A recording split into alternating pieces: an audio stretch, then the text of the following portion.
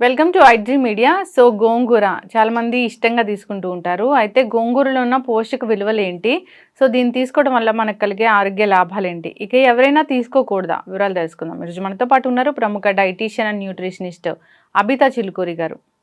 Madam నమస్తే అండి. నమస్తే. జనరల్గా గోంగూర అంటే చాలా మంది ఇష్టంగా తీసుకుంటూ ఉంటారు. సో రకరకాల ఏరియాస్లో రకరకాల పేరుతో పిలుస్తూ ఉంటారు. ఏదేమైనా ఇది ఐరన్ కంటెంట్ ఎక్కువగా ఉందని చెప్తూ ఉంటారు. గోంగూరలో ఉన్న పోషక విలువలు ఏంటి, ఎవరు తీసుకుంటే మంచిది, ఎవరు తీసుకోకూడదు? గోంగూరలో విటమిన్ సి అనేది చాలా ఎక్కువ క్వాంటిటీస్లో ఉంటుంది. ఇంకోటి మీరు చెప్పినట్టు ఐరన్ కూడా చాలా హై క్వాంటిటీస్లో ఉంటుంది. దాంతోపాటు ఇప్పుడు దాంట్లో విటమిన్స్, మినరల్స్ అన్నీ ఉండడం వల్ల అది ఇమ్యూనిటీ కూడా బూస్ట్ చేస్తుంది.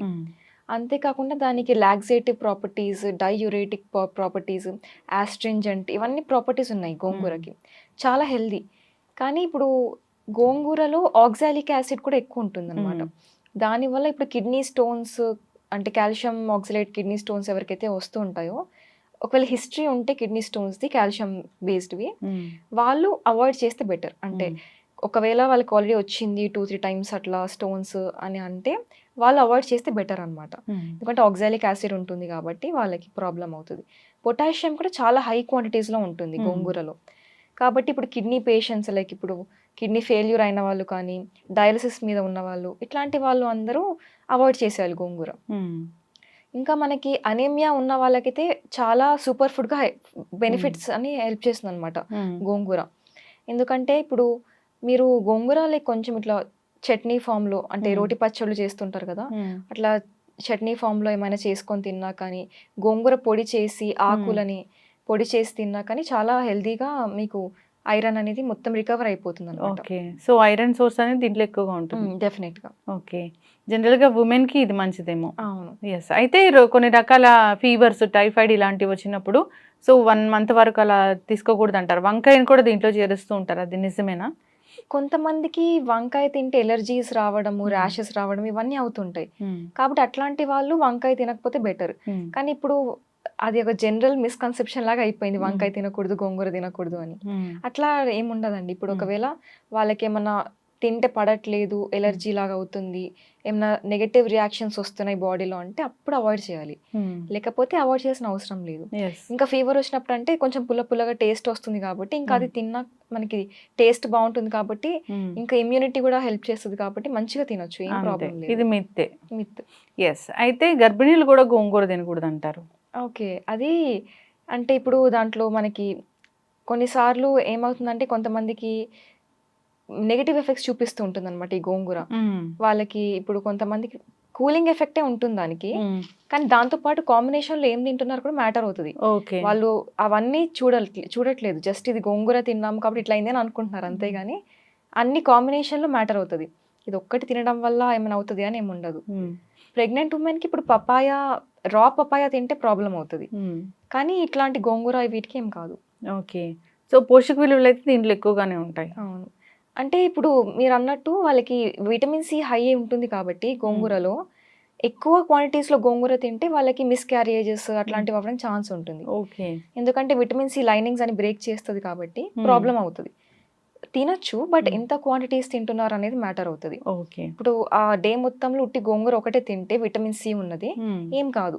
దాంతోపాటు మళ్ళీ ఇప్పుడు లెమన్ జ్యూస్ కానీ వేరేవి, బీట్రూట్, మొత్తం డైట్ అంతా విటమిన్ సి రిచ్ ఉన్నది తింటే మాత్రం డెఫినెట్గా అడ్వర్స్ ఎఫెక్ట్స్ అనేవి వస్తుంటాయి. ఓకే. చాలామంది ఇప్పుడు ఆకుకూరల వల్ల మనకు ఆరోగ్య లాభాలు కలగాలంటే మేడం జనరల్గా దాన్ని చాలామంది ఫ్రై చేసి తీసుకుంటూ ఉంటారు, జస్ట్ కుక్ చేసి తీసుకుంటూ ఉంటారు, లేదా పప్పుతో కలిపి తీసుకుంటూ ఉంటారు. సో ఏది బెస్ట్ అంటారు ఈ పోషకాలన్నీ అందాలంటే? ఆకుకూరలో మీకు మొత్తం దాంట్లో ఉన్న ప్రాపర్ న్యూట్రియంట్ కంటెంట్ రావాలి అంటే మీరు దాన్ని డెఫినెట్గా ఉట్టి బ్లాంచ్ చేయాలంతే. అంటే జస్ట్ స్టవ్ మీద ఒక 12 minutes, అది కూడా సిమ్ లేదా మీడియం ఫ్లేమ్ మీద కుక్ చేయాలంతే, జస్ట్ 12 minutes. తర్వాత తీసి మీరు కొంచెం లెమన్ వేసుకొని తిన్నా కానీ టేస్ట్ బాగానే ఉంటుంది. మీరు లేదంటే జ్యూస్ కూడా చేసుకోవచ్చు. పౌడర్ ఫామ్‌లో తీసుకున్నా గానీ బానే ఉంటుంది. కానీ మీరు దాన్ని డీప్ ఫ్రై చేసి, హై ఫ్లేమ్‌లో పెట్టి 20 మినిట్స్, 25 మినిట్స్ చేస్తే మాత్రం దాంట్లో పోషక బెనిఫిట్స్ అన్నీ పోతాయన్నమాట. యెస్. ఖచ్చితంగా అండి.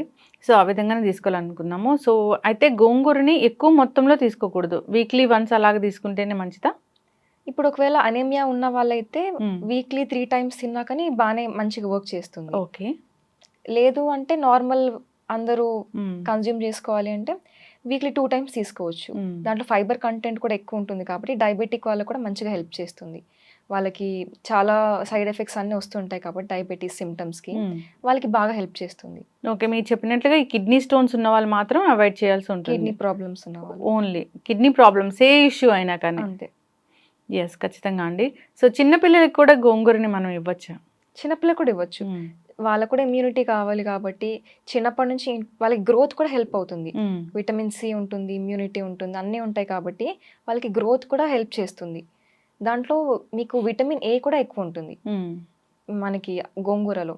కాబట్టి ఓవరాల్‌గా న్యూట్రియంట్ కంటెంట్ చాలా బాగుంటుంది. చిన్న ఓకే. పిల్లలకి కూడా ఇవ్వచ్చు. యెస్. అయితే మ్యామ్ దీన్ని చాలా రకాల ఫుడ్స్‌తో కలిపి ఇస్తూ ఉంటారు. ఇన్ ద సెన్స్ మటన్ గోంగూర అలాగా, చికెన్ గోంగూర అలా చేసి ఇస్తూ ఉంటారు. అది మంచిదేనా? డెఫినెట్‌లీ మంచిది. హ్మ్. ఎందుకంటే మనకి ప్రోటీన్ ఏదైతే ఉంటుందో ఈ నాన్ వెజ్ హ్మ్. సోర్సెస్‌లో ఐరన్ ఏదైతే ఉంటుందో గోంగూరలో కూడా కాంప్లిమెంట్ చేస్తుందనమాట. హ్మ్. దాంట్లో విటమిన్ సి ఉంటుంది, ఐరన్ ఉంటుంది. ఇవన్నీ ఉంటాయి కాబట్టి కాంప్లిమెంట్ చేసి మీకు న్యూట్రిటివ్ వాల్యూ అనేది ఎన్హాన్స్ అవుతుంది. హ్మ్. కానీ మీరు ఆ గోంగూర అనేది ఎట్లా కుక్ చేస్తున్నారో ఒకటి మ్యాటర్ అయితది. ఓకే. ఒకవేళ దాన్ని ఎక్కువ ప్రెషర్ కుక్ చేసేసి హ్మ్. ఎక్కువ సేపు కుక్ చేస్తే పోతది మళ్ళీ. హ్మ్.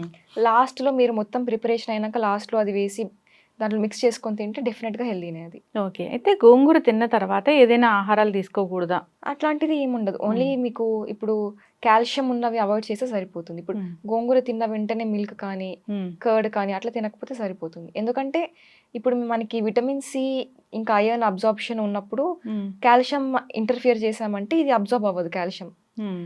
అంటే కాల్షియం అబ్జార్బ్ అవ్వాలి అంటే హ్మ్. దానికి విటమిన్ డి కావాలి. ఐరన్‌కి విటమిన్ సి కావాలి. హ్మ్. ఇప్పుడు ఇవి 2 మనం ఐరన్ ఇంకా కాల్షియం కలిపేస్తే ఐరన్ అబ్జార్ప్షన్ అవ్వదప్పుడు. హ్మ్. అందుకని మనము 2 ఇంటర్ఫియర్ చేయొద్దు. యెస్. అయితే స్కిన్ ఇష్యూస్ ఉన్న వాళ్ళు కూడా గోంగూరని అవాయిడ్ చేయాలని చెప్తూ ఉంటారు.